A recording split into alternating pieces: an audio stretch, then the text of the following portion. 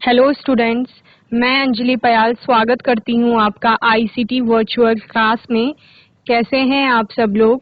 उम्मीद करती हूँ आप सब लोग अच्छे होंगे और अपनी लाइफ में बहुत बेहतर कुछ कर रहे होंगे। आज हम बात कर रहे हैं क्लास 12th की केमिस्ट्री की, जिसमें हमारा आज हम 11th चैप्टर स्टार्ट करेंगे, जो कि है alcohols, phenols and ethers. Okay, last session में आपका 10th चैप्टर कंप्लीट हो गया था। उसके क्वेश्चन आंसर आप लोगों ने कर लिए थे। किसी बच्चे का कोई डाउट होगा, क्वेश्चन होगा तो पूछ लेंगे। ओके, आज हम नया चैप्टर स्टार्ट करेंगे। अल्कोहल, फिनॉल्स और ईथर्स के बारे में आपने पहले पढ़ा होगा। अल्कोहल्स के बारे में, अल्कोहल्स आपके क्या होते हैं? हाइड्रोक्सिल ग्रुप होते हैं। OH फंक्शनल ग्रुप जब आपको किस में मिलता है? एल्केन के साथ मिलता है तो उसको क्या कहा जाता है? अल्कोहल कहा जाता है। ओके, ऑल से आप सफिक्स में जब उसको यूज करते हैं तो ऑल से प्रोनाउंस करते हैं। ओके, फिनॉल का मतलब क्या होता है? जब आपका एरोमेटिक रिंग के साथ क्या आ जाएगा? OH ग्रुप आ जाएगा तो उसको क्या कहा जाएगा? फिनॉल कहा जाएगा। ओके, वहीं ईथर आपके क्या होते हैं? जब किसी कार्बन चेन में, पेरेंट कार्बन चेन जो है उसके बीच में आपका ऑक्सीजन एटम आ जाता है, या ऑक्सीजन के आप क्या कहेंगे, दोनों साइड आपके कार्बन की चेन मिलती है, तो उसको क्या कहा जाता है? ईथर कहा जाता है। इन्हीं अल्कोहल्स, फिनॉल्स और ईथर के बारे में हम इस चैप्टर में पढ़ेंगे। उनके क्लासिफिकेशन, उनका नामकरण यानी नॉमेनक्लेचर किस प्रकार किया जाता है, उनकी प्रॉपर्टीज हम देखेंगे, वहीं उनके बनाने के मेथड्स की बात करेंगे। तो आगे आज हम पढ़ेंगे इसमें। ओके, तो बच्चों 11th चैप्टर हम स्टार्ट करेंगे, अल्कोहल्स, फिनॉल्स एंड ईथर। ठीक है, तो अल्कोहल्स में मैंने आपको क्या कहा? आपका एल्केन होगा कोई। ठीक है, एल्केन क्या होता है? आपका RH जिसे आप कहते हैं। ठीक है, इस RH से आप क्या करेंगे? H माइनस करेंगे और प्लस इसमें क्या करेंगे? OH करेंगे, तो आपको क्या मिल जाएगा? ROH मिल जाएगा। ये क्या होता है? आपका अल्कोहल होता है, या आप क्या कहते हैं? Hydroxy derivatives of alkene. Okay, ये एल्केन है और इसका कौन सा derivative? Hydroxy. Hydroxy derivative of alkene, इसी को क्या कहा जाता है? आपका अल्कोहल कहा जाता है। ओके, दूसरा आपका क्या आता है? फिनॉल। फिनॉल में आपका एरोमेटिक रिंग होगी, उसमें से भी आप एक H माइनस कर देंगे और प्लस कर देंगे OH, तो आपको क्या मिल जाएगा? फिनॉल मिल जाएगा। ओके, और आप इसे कैसे बना सकते हैं? जनरल अगर आप फिनॉल देखते हैं, बेंजीन रिंग पर OH। ओके, तो ये क्या होता है आपका? जो phenol, aromatic ring contain OH group. जब एरोमेटिक रिंग में आपका OH ग्रुप होता है तो उसको क्या कहते हैं आप? फिनॉल कहते हैं। ओके, ये आपका एरोमेटिक रिंग हो गया, और एरोमेटिक रिंग में आपका क्या आ रहा है? ये हाइड्रोक्सिल ग्रुप आ रहा है, इसीलिए इसको क्या कहा जा रहा है? फिनॉल कहा जा रहा है। ओके, वहीं पर ईथर आपके क्या होते हैं? ईथर आपके होते हैं जब ऑक्सीजन के पास अपने कार्बन चेन होते हैं, यानी O, यहाँ पर भी आपकी एक कार्बन चेन होगी, इधर R का मतलब क्या है? कोई भी अल्काइल ग्रुप हो सकता है, या आप क्या बोलेंगे? उसके दोनों साइड क्या होंगे? कार्बन चेन होगी। हम R1 R2 लिख सकते हैं। दो केसेस यहाँ पर होंगे। पहला, ईथर का बता रहे हैं, पहला R1 is equal to R2 होगा, यानी ऑक्सीजन एटम के दोनों साइड। ओके, ऑक्सीजन एटम के दोनों साइड, इस साइड भी और इस साइड भी सेम कार्बन चेन होगी। मैं कह रही हूँ इस साइड भी C2H5 है और लेफ्ट साइड भी C2H5 है और राइट साइड भी C2H5 है, तो इस टाइप को आप क्या कहते हैं? सिमेट्रिकल। सिमेट्रिकल अनसिमेट्रिकल आपने पढ़ा है, तो उन ईथर्स को क्या कहा जाएगा? सिमेट्रिकल ईथर्स कहा जाएगा। फर्स्ट केस में जब आपका R1 is equal to R2 हो जाएगा, यानी दोनों साइड पे आपके सेम टाइप के क्या आ जाएंगे? एल्काइल ग्रुप आ जाएंगे, या सेम कार्बन चेन आपकी आ जाएगी। दूसरा क्या होगा? R1 is not equal to R2, यानी जब ऑक्सीजन के दोनों साइड, ऑक्सीजन के दोनों साइड अलग अलग क्या होगी? कार्बन की संख्या होगी, तो उसको क्या कहा जाता है आपका? तब आपका ईथर कैसा हो जाएगा? अनसिमेट्रिकल हो जाएगा, और उसे आप क्या कहेंगे? अनसिमेट्रिकल ईथर्स कहेंगे। ओके, अल्कोहल्स का यूज आपने कहाँ कहाँ देखा है? सैनिटाइजर में आपके अल्कोहल का यूज होता है। ओके, हार्ड ड्रिंक्स जितनी होती है उनमें आपके अल्कोहल का यूज होता है। फैब्रिक्स बनाने में आपका अल्कोहल का यूज किया जाता है। तो आप ऐसे ही बहुत जगह अल्कोहल्स का यूज देखते हैं। ओके, तो ये एक जनरल आइडिया हो गया आपका अल्कोहल्स, फिनॉल्स एंड ईथर्स के बारे में। Okay, alcohols and phenols and ethers. Alcohols and phenols are formed when a hydrogen atom in a hydrocarbon, aliphatic and aromatic respectively, is replaced by OH group। यानी आप इसे क्या कह सकते हैं, सब्स्टिट्यूशन रिएक्शन भी कह सकते हैं। सब्स्टिट्यूशन कैसे हुआ, हम कह रहे हैं यहाँ पर आपका सपोज मीथेन CH4 है आपका, इसमें आपको क्या करना होगा, -H करना है, यानी एक हाइड्रोजन को आपने क्या करना है, हटाना है। हम इस हाइड्रोजन को क्या कर देते हैं, हटा देते हैं। इस हाइड्रोजन को हटाने पर यहाँ पर पॉजिटिव चार्ज आ जाता है, ओके, कार्बन पे आपका, प्लस आप यहाँ पे करेंगे OH निगेटिव, तो आपका C पर क्या जुड़ जाएगा, OH जुड़ जाएगा।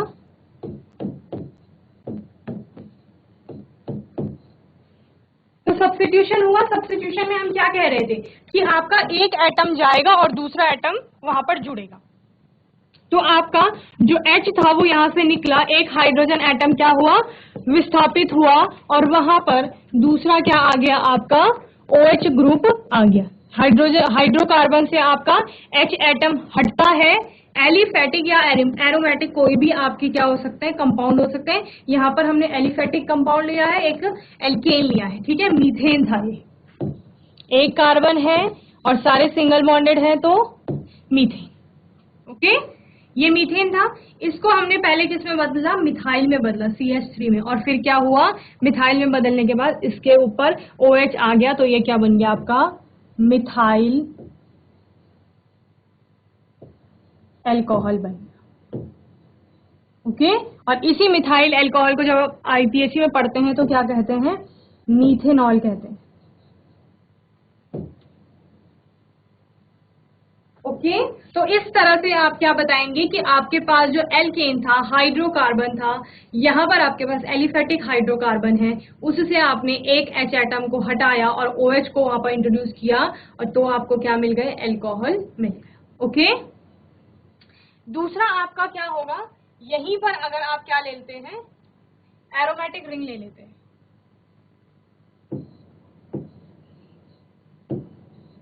ये आपकी एरोमेटिक रिंग है, बेंजीन रिंग है।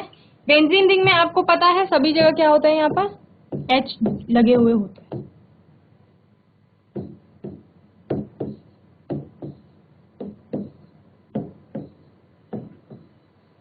ओके, किसी भी एक H को आप क्या करेंगे, हटाएंगे। हम इस H को हटा देते हैं, -H किया और प्लस क्या करेंगे, OH, और यहां पर जब आपका क्या आई, वैलेंसी आई इस कार्बन पर, H को हटाने पर आपकी वैलेंसी आ जाएगी इस वाले कार्बन पर, यहाँ पर जो आपका कार्बन होगा, ये कार्बन पे वैलेंसी आ जाएगी, ठीक है। अब आप उस पर क्या जोड़ देते हैं, OH जोड़ देते हैं, यही आपका क्या होगा, फिनॉल होगा। ओके, तो जब आप एरोमेटिक रिंग में OH को जोड़ेंगे तो उसको फिनॉल कहा जाएगा, और जब आप एलिफेटिक कंपाउंड्स यानी एल्केन्स जो आपके होंगे, कैसे आपके हो सकते हैं, ethane, methane, propane, butane, cyclo में कंपाउंड बनते हैं आपके, साइक्लोहेक्सेन, साइक्लोपेंटेन, उनमें जब OH होगा तो उनको आप अल्कोहल कहेंगे। और जब बेंजीन रिंग या किसी एरोमेटिक रिंग या जो एरोमेटिसिटी शो करते हैं आपके कंपाउंड्स, उनमें जब OH ग्रुप मिलेगा आपको तो उसको आप क्या कहेंगे, फिनॉल कहेंगे। ओके, नेक्स्ट है ordinary spirit use for polishing wooden furniture is chiefly a compound containing hydroxyl group, okay, ethanol. तो इस तरह से आपको बताया जा रहा है कि आपका इथेनॉल जो यूज हो रहा है, यानी अल्कोहल जो है वो कहाँ यूज होता है आपका, तो स्पिरिट वगैरह में आपके अल्कोहल होता है। द शुगर वी ईट, ठीक है, वो भी किस आपके उसमें भी अल्कोहल मिलता है। The cotton use for fabric, जो कॉटन आपको फैब्रिक के लिए मिलता है, सूती कपड़ा जिसे आप बोलते हैं। The paper we use for writing are all made up of compounds containing OH group. Okay, तो इतनी जगह आपको क्या मिलता है, हाइड्रोक्सिल ग्रुप देखने को मिलता है। एन एल्कोहल कंटेन्स वन और more hydroxyl group directly attached to carbon atom of an aliphatic system, while a phenol contain OH group directly attached to carbon atom of an aromatic system. तो क्या बताया गया है, जैसे CH3OH का example बताया गया है, तो CH3OH क्या था आपका कि एलिफेटिक चेन में अगर आपका क्या जुड़ रहा है, OH ग्रुप जुड़ रहा है, तो ये आपका क्या है, एलिफेटिक सिस्टम वाला हाइड्रोक्सिल है, यानी अल्कोहल जिसे आप बोल रहे हो, ये अल्कोहल हो गया।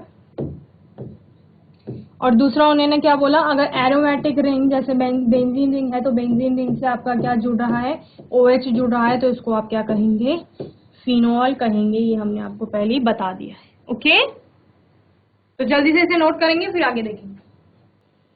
ये आपका इथाइल अल्कोहल हो गया, सैनिटाइजर में यूज किया जाता है आपका अल्कोहल। ओके, ये आपका अल्कोहल यूज किया जाता है। IPA भी इसे कहा जाता है, कहीं पर आपको IPA लिखा हुआ मिलता है, that means isopropyl alcohol. Okay, iso neo normal आपको सब कुछ पहले बता दिया था आपके लास्ट तो जो चैप्टर हुआ था उसमें। ओके, इथाइल अल्कोहल आपको होता है, इथाइल का मतलब आप समझते हैं C2H5 को इथाइल कहते हैं, यानी एल्काइल ग्रुप है, जिसमें कि इथेन होता है तो C2H6 होता है, तो 6 में से अगर एक हाइड्रोजन कम कर देंगे तो एल्काइल, एल्केन आपका एल्काइल में कन्वर्ट हो जाता है। क्या कह रहे हैं, जब आपके एल्केन से -H किया जाता है तो वो किस में कन्वर्ट हो जाता है, एल्काइल में कन्वर्ट हो जाता है। जैसे मीथेन CH4 होता है, उससे एक H माइनस कर देंगे तो मिथाइल, इथेन C2H6 उससे एक H माइनस कर देंगे तो वो इथाइल हो जाएगा। ऐसे प्रोपेन से एक H निकाल देंगे तो वो प्रोपाइल हो जाता है। तो इथाइल क्या हो गया, इथेन से एक H हटा देंगे, इथेन आपका C2H6 होता है, उससे आपने एक हाइड्रोजन हटा दिया तो C2H5 हो गया, और इसमें OH होगा, तो यही क्या है आपका इथाइल अल्कोहल। ओके, तो ये आपके 2 कार्बन हो गए C2, और 1 2 3 4 5 आपके हाइड्रोजन हो गए C2H5, और OH ग्रुप है, यही आपका क्या है, इथाइल अल्कोहल है। और मोस्टली ज्यादातर सैनिटाइजर में आपको यही देखने को मिले, इथाइल अल्कोहल, या इसको दूसरा क्या बोलते हैं, IUPAC में इथेनॉल कहा जाता है। ओके, तो इथाइल अल्कोहल और इथेनॉल एक ही है। आइसोप्रोपाइल अल्कोहल, ये आपका आइसोप्रोपाइल अल्कोहल है, प्रोपाइल यानी 3 कार्बन है, 1 2 3। ओके,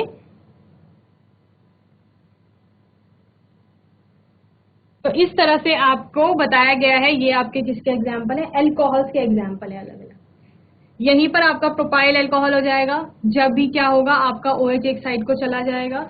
ब्यूटाइल अल्कोहल हो गया, पेंटाइल अल्कोहल हो गया, मिथाइल अल्कोहल का एग्जाम्पल इससे पहले आपको बता दिया गया था। ओके, चलिए नेक्स्ट आपका है ईथर्स। ईथर्स क्या बताया था मैंने कि ऑक्सीजन के दोनों साइड्स को जब क्या होंगे, आपके कार्बन की चेन होगी, तो उसको क्या कहा जाएगा, ईथर्स कहा जाएगा। The substitution of a hydrogen atom in a hydrocarbon by an alkoxy or aryloxy group ROARO yields another class of compounds known as ethers। क्या होता है, आपके पास हाइड्रोकार्बन की चेन होती है, हाइड्रोकार्बन होता है कोई, और उस हाइड्रोकार्बन से आपका क्या होता है, हाइड्रोजन एटम को सब्स्टिट्यूट किया जाता है, और किसके द्वारा, आपका एल्कोक्सी और एराइलॉक्सी ग्रुप द्वारा किया जाता है, और यही आपका कौन से प्रोडक्ट बनाता है, ईथर्स के प्रोडक्ट इसमें बनते हैं। ओके, तो यहाँ पे मैंने आपको बताया था कि R1 R2, जैसे आपका क्या हो गया,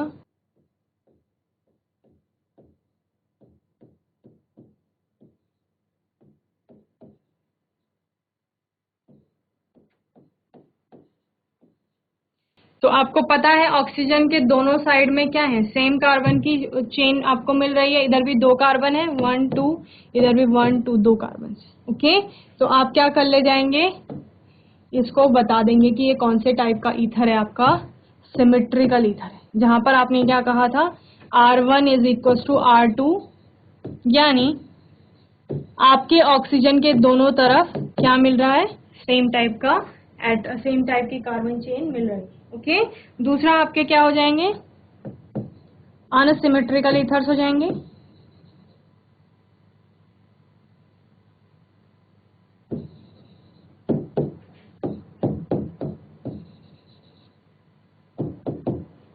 और अनसिमेट्रिकल ईथर्स में आप क्या कहते हैं कि ऑक्सीजन के एक साइड को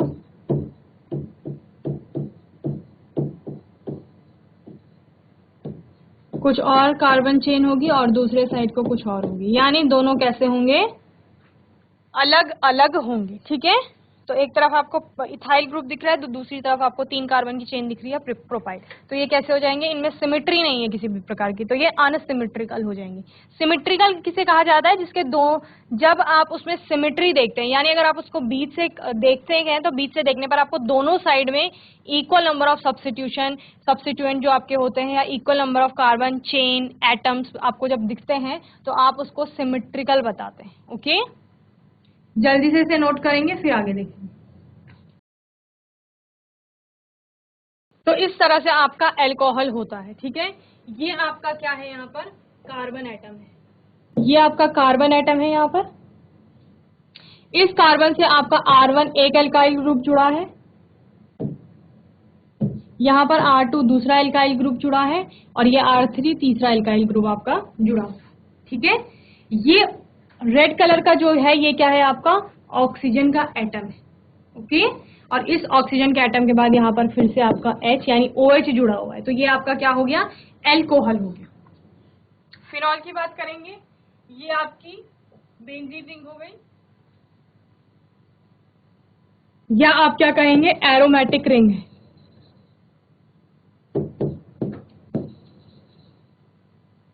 और इस एरोमेटिक रिंग से आपका क्या जुड़ा हुआ है, ये OH ग्रुप जुड़ा हुआ है। ओके, तो इसको क्या कहा जाएगा, आपका फिनॉल्स कहा जाएगा। वहीं ईथर्स की बात करेंगे तो आपके पास एक कार्बन की चेन ये हो गई, दूसरे कार्बन की चेन ये हो गई और बीच में आपका क्या है, ऑक्सीजन एटम है। ये क्या होते हैं, आपके ईथर्स होते हैं। ओके, तो अभी अगर आपको पूछा जाता है कि अल्कोहल्स क्या है तो आप बोलेंगे एल्केन्स के जो हाइड्रोक्सी डेरिवेटिव होते हैं, या जब आप एल्केन से क्या करेंगे, एक H को माइनस करेंगे और वहां पर H हटाने पर वो एल्काइल में बदल जाएगा। एल्काइल में बदलने पर उसमें हाइड्रोक्सिल ग्रुप को ऐड कर दिया जाता है तो अल्कोहल में कन्वर्ट हो जाएगा। ओके, वहीं जब एरोमेटिक रिंग में आपका OH को इंट्रोड्यूस किया जाता है, या जहां पर भी आपको एरोमेटिक रिंग के साथ OH दिखेगा उसको आप क्या कहेंगे, फिनॉल कहेंगे। और किसी कंपाउंड में अगर बीच में ऑक्सीजन एटम आ रहा है और उसके दोनों साइड में आपको क्या मिल रहे हैं, कार्बन की चेन मिल रही है या एल्काइल ग्रुप्स मिल रहे हैं, तो उसको आप क्या कहेंगे, ईथर्स कहेंगे। ओके, तो जो आपका चैप्टर का नाम है उसके जो टॉपिक्स आपको दिए हैं उनका आपको एक ओवरव्यू मिल गया है, या आप क्या कहेंगे, एक जनरल आइडिया अल्कोहल, फिनॉल्स और ईथर्स के बारे में मिल गया है। ठीक है, नेक्स्ट आपका आता है क्लासिफिकेशन यानी वर्गीकरण। अब क्लासिफिकेशन क्यों किया जाता है, जैसे आपने अपनी प्रीवियस क्लासेस में पढ़ा होगा कि क्लासिफाई हम किसी चीज को इसलिए करते हैं कि ताकि उसका एक सिस्टमैटिक स्टडी हो सके, या फिर किसी भी चीज को और आसान तरीके से समझने के लिए, डीपली समझने के लिए हम क्या करते हैं, उसको क्लासिफाई करते हैं यानी वर्गीकृत करते हैं। तो ये क्या है, आपका वर्गीकरण है।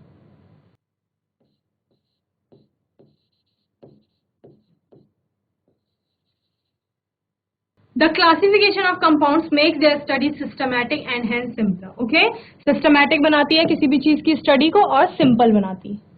तो इसमें आप पहला जो वर्गीकरण देखते हैं वो किसके आधार पर देखते हैं, on the basis of number of hydroxyl group. ठीक है, फर्स्ट है आपका on the basis of number of OH group.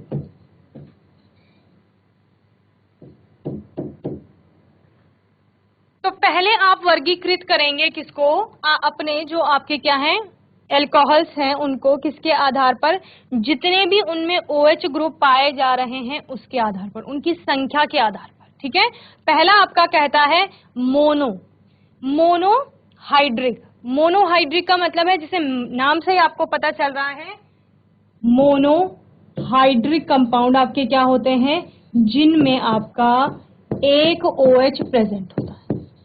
ठीक है, क्या कहा गया है, एक OH ग्रुप जहां पर प्रेजेंट होगा उसको क्या कहा जाएगा, मोनोहाइड्रिक कहा जाएगा। जैसे कि आपका मीथेनॉल CH3OH, एक ही OH ग्रुप है। इथेनॉल या इथाइल अल्कोहल C2H5OH। तो ये आपके कैसे कंपाउंड्स हैं, मोनोहाइड्रिक कंपाउंड्स हैं, या आप क्या कहेंगे, मोनो अल्कोहल्स हैं जिनमें आपका एक ही अल्कोहल ग्रुप पाया जा रहा है। ओके। दूसरा है आपका डायहाइड्रिक, जिसे नाम से ही पता चल रहा है इसमें कितने 2 OH ग्रुप आपको देखने को मिलेंगे। ओके, तो 2 OH ग्रुप होंगे तो उसको आप क्या कह लेंगे, डायहाइड्रिक कह लेंगे, जैसे CH2OH CH2OH। तो ये किसका एग्जाम्पल है, आपका डायहाइड्रिक का एग्जाम्पल है, क्योंकि यहाँ पर आपको 2 हाइड्रोक्सिल ग्रुप देखने को मिल रहे हैं। तो ये किसके आधार पर आपका क्लासिफिकेशन चल रहा है, नंबर ऑफ OH ग्रुप के आधार पर, जहां पर आपने बोला कि 3 तरह से होंगे, मोनोहाइड्रिक, डायहाइड्रिक और ट्राई और पॉलीहाइड्रिक। एक अगर आपको OH ग्रुप दिखता है तो वो मोनोहाइड्रिक का केस होगा, 2 OH ग्रुप आपको दिखते हैं तो डायहाइड्रिक का केस होगा, और तीसरा आपका है ट्राईहाइड्रिक और पॉलीहाइड्रिक कंपाउंड्स, जहां पर आप क्या कहेंगे, या तो आपको 2 से ज्यादा 3 मिल रहे हैं, या फिर 2 से ज्यादा कुछ भी 4, 5 जो भी मिल रहे हैं उनको आप सबको किस में रखेंगे, पॉलीहाइड्रिक कंपाउंड्स में रखेंगे। 3 होंगे तो आप ट्राईहाइड्रिक कंपाउंड उसको कहेंगे।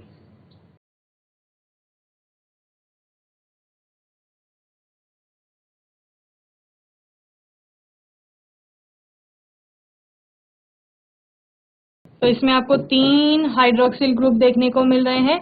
तो ये किसका एग्जाम्पल हो गया, आपका ट्राईहाइड्रिक कंपाउंड का एग्जाम्पल हो गया। Alcohols and phenols may be classified as, ये तो हमने अल्कोहल्स का देखा, ऐसी किसके साथ भी हो जाएगा, फिनॉल के साथ भी हो जाएगा। यानी बेंजीन रिंग में भी जब आपका एक OH होगा तो उसको मोनोहाइड्रिक कहेंगे, आप मोनो कहेंगे। जब 2 हो जाएंगे तो उसको डायहाइड्रिक कहेंगे। जब आपके 3 हो जाएंगे तो उसको क्या कहेंगे, ट्राई, और आपके ज्यादा है तो उसको पॉलीहाइड्रिक कंपाउंड कहा जाएगा। Okay, alcohols and phenols may be classified as mono, di, tri or polyhydric. Tri भी कह सकते हो, पॉलीहाइड्रिक भी कह सकते हो। Okay, compound depending on whether they contain 1, 2, 3 or many hydroxyl groups respectively in their structure.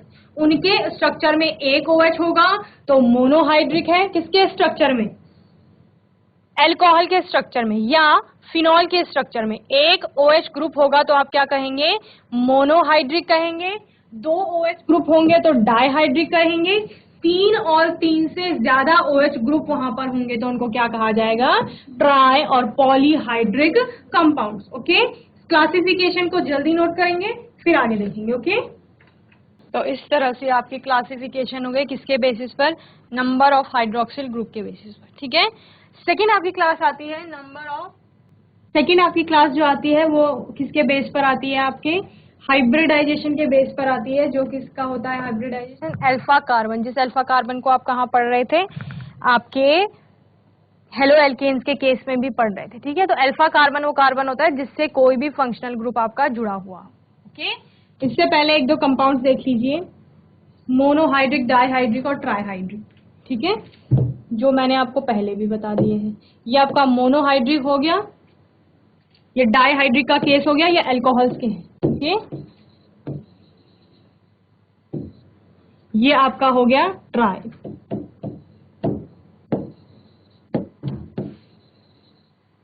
ऐसे ही फिनॉल के केस में भी आपके क्या होंगे, ये मोनोहाइड्रिक हो गया जहां पर आपका एक ही OH ग्रुप जुड़ा हुआ है। ये आपके 1-2 OH ग्रुप हो गए तो ये डायहाइड्रिक का केस है। और यहाँ पर 1, 2, 3 आपके OH ग्रुप जुड़ रहे हैं तो क्या हो जाएगा, ट्राईहाइड्रिक हो जाएगा। Okay, monohydric alcohol may be further classified according to the hybridization of the carbon atom to which the hydroxyl group is attached. Okay, क्या कहा जा रहा है, मोनोहाइड्रिक अल्कोहल जो होते हैं जिनमें एक ही OH ग्रुप होता है, समझ रहे हैं, मोनोहाइड्रिक अल्कोहल्स को फर्दर क्लासिफाई किया गया है किसमें, एक आपके किसके बेसिस पे, जो अल्फा कार्बन था। अल्फा कार्बन किसे बोला जा रहा था, जिस पर आपका फंक्शनल ग्रुप जुड़ा होगा। इस केस में फंक्शनल ग्रुप क्या है, OH है। इस कार्बन की आप क्या देखेंगे, हाइब्रिडाइजेशन देखेंगे, और ये सब किस में होगा, मोनोहाइड्रिक अल्कोहल्स में होगा। मोनोहाइड्रिक अल्कोहल क्या बताता है आपका, कि यहाँ पर एक ही OH ग्रुप होगा। ओके, तो इस तरह से आप क्लासिफाइड करेंगे। दो तरह से ये क्लासिफिकेशन चलती है। पहला आता है आपका कि जो अल्फा कार्बन होगा वो sp3 हाइब्रिडाइज्ड होगा, compounds containing CsP3OH bond. CsP3OH bond का मतलब क्या है कि जो आपका अल्फा कार्बन है वो sp3 हाइब्रिडाइज्ड है, यानी हाइड्रोक्सिल ग्रुप जिस कार्बन से जुड़ा हुआ है ये आपका क्या होना चाहिए, ये कार्बन sp3 हाइब्रिडाइज्ड होना चाहिए। और ये sp3 हाइब्रिडाइज्ड कब होगा, जब ये कार्बन चारों तरफ से सिंगल बॉन्ड से जुड़ा हुआ है।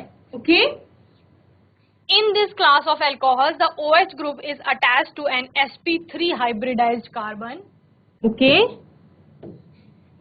Atom of an alkyl group. कोई एल्काइल ग्रुप होगा और उसमें जो हाइड्रोक्सिल ग्रुप जुड़ा हुआ होगा वो ऐसे कार्बन से जुड़ा हुआ होगा जो कि क्या है आपका sp3 हाइब्रिडाइज्ड है। Okay, they are further classified as follow. इनको किस तरह से क्लासिफाई किया जाता है, आपके जो sp3 की क्लासिफिकेशन आएगी वो तीन तरह से चलती है। पहले में आप क्या पढ़ेंगे, primary, secondary and tertiary alcohol.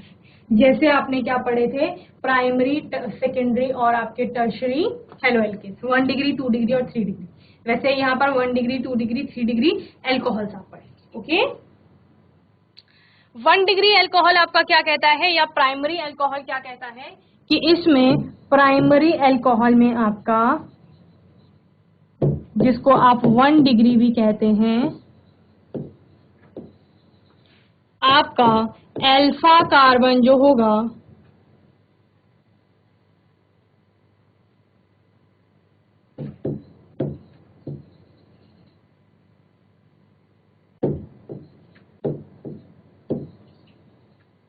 Primary और 1 डिग्री अल्कोहल जो होगा उसमें अल्फा कार्बन जो आपका होगा वो sp3 तो होगा ही ऑब्वियसली, क्योंकि हम sp3 के केस में इसको पढ़ रहे हैं।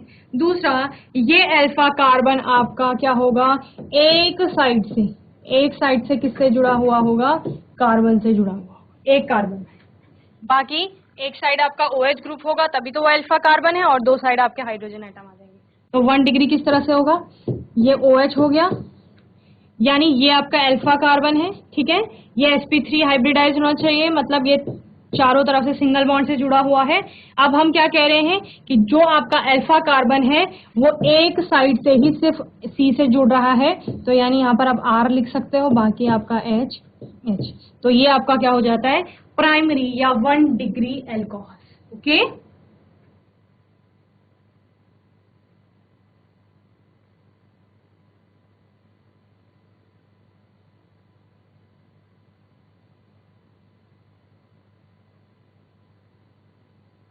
जल्दी से इसको नोट करेंगे फिर आगे देखेंगे।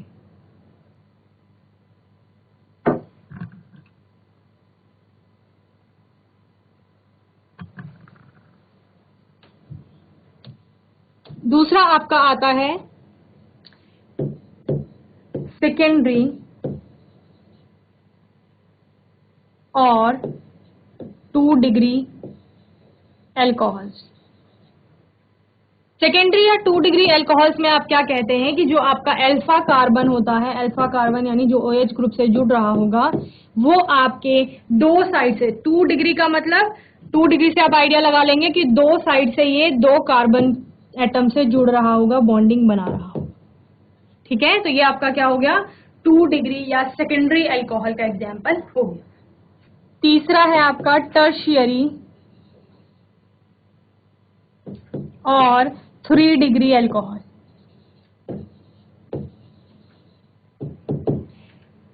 टर्शियरी या 3 डिग्री एल्कोहल आपका बताता है कि जो कार्बन है उसमें कोई भी हाइड्रोजन एटम नहीं है और वो आपका तीन तरफ से एल्काइल ग्रुप से जुड़ रहा है। वो एल्काइल ग्रुप आपके कुछ भी हो सकते हैं, और ऑब्वियसली क्योंकि अल्फा कार्बन है तो एक साइड से OH ग्रुप से जुड़ रहा होगा। और ये कार्बन कैसा होना चाहिए, आपका अल्फा कार्बन sp3 हाइब्रिडाइज्ड होना चाहिए। ओके, तो ये किसका एग्जाम्पल हो गया, टर्शियरी का हो गया। और एक क्लास यहाँ पर ऐसी आती है जहां पर आप बोलते हैं कि मैम आपका जो अल्फा कार्बन है वो किसी भी कार्बन से नहीं जुड़ रहा है, यानी तीन साइड से आपके H आ रहे हैं और एक साइड से OH। तो ये कौन सा कंपाउंड है आपका, ये CH3 हो गया, और CH3 के साथ आपका OH है, तो इसे कहा जाता है मिथाइल अल्कोहल। ये क्लास अलग होती है। ओके, तो कंपाउंड कंटेनिंग CsP3OH बॉन्ड आपको समझ में आ गया होगा, यानी जो आपका अल्फा कार्बन है, यानी जिस कार्बन से OH ग्रुप जुड़ रहा है वो कार्बन चारों तरफ से सिंगल बॉन्ड से जुड़ा हुआ होगा, और उस कार्बन पे अगर एक कार्बन जुड़ा हुआ है, एक कार्बन एटम से वो बॉन्डिंग कर रहा है सिर्फ, तो वो प्राइमरी का एग्जांपल है। अगर वो अल्फा कार्बन दो तरफ से आपके कार्बन से बॉन्डिंग कर रहा है तो वो 2 डिग्री का है, और अगर वो 3 साइड से कार्बन से जुड़ रहा है वो 3 डिग्री का है। और अगर वो किसी भी कार्बन से, वो अल्फा कार्बन किसी भी कार्बन से बॉन्डिंग नहीं कर रहा है, यानी वो सिर्फ हाइड्रोजन के साथ जुड़ा हुआ है 3 साइड से, एक साइड ऑब्वियसली आपका हाइड्रोक्सिल ग्रुप होगा, तो वो मिथाइल अल्कोहल के एग्जाम्पल्स होंगे। तो ये आपका पहली क्लास थी जिसमें आप sp3 हाइब्रिडाइजेशन के बारे में पढ़ रहे हैं, और अभी सिर्फ आपने इसकी पहली क्लास पढ़ी है। इसके बाद आप किसके बारे में पढ़ेंगे? एलाइलिक अल्कोहल्स के बारे में पढ़ेंगे, और थर्ड आपका होगा बेंजाइलिक अल्कोहल। ओके, तो बच्चों आज हमने 11th चैप्टर स्टार्ट किया है। होपफुली अल्कोहल्स, फिनॉल और ईथर्स के बारे में आपको एक जनरल आइडिया हो गया होगा। इसकी क्लासिफिकेशन हमने स्टार्ट की है, और मोनोहाइड्रिक, डाईहाइड्रिक और पॉलीहाइड्रिक या ट्राईहाइड्रिक में इसको क्लासिफाई किया है। पहली क्लास जो आपकी है मोनोहाइड्रिक को, उसको हमने आगे क्लासिफाई किया है, और पहली जो उसकी क्लास आई है, पहला जो टाइप आया है वो sp3 के बेसिस पे आया है, जिसकी अभी हमने एक ही क्लास पढ़ी है। नेक्स्ट सेशन में हम इसको क्लासिफिकेशन आगे पढ़ेंगे। होपफुली ये सेशन आपको अच्छे से समझ में आया होगा। किसी भी बच्चे का कोई डाउट होगा, क्वेश्चन होगा, तो वो आप अगले सेशन में पूछ लेंगे। तब तक के लिए ICT वर्चुअल क्लास से जुड़ने के लिए धन्यवाद।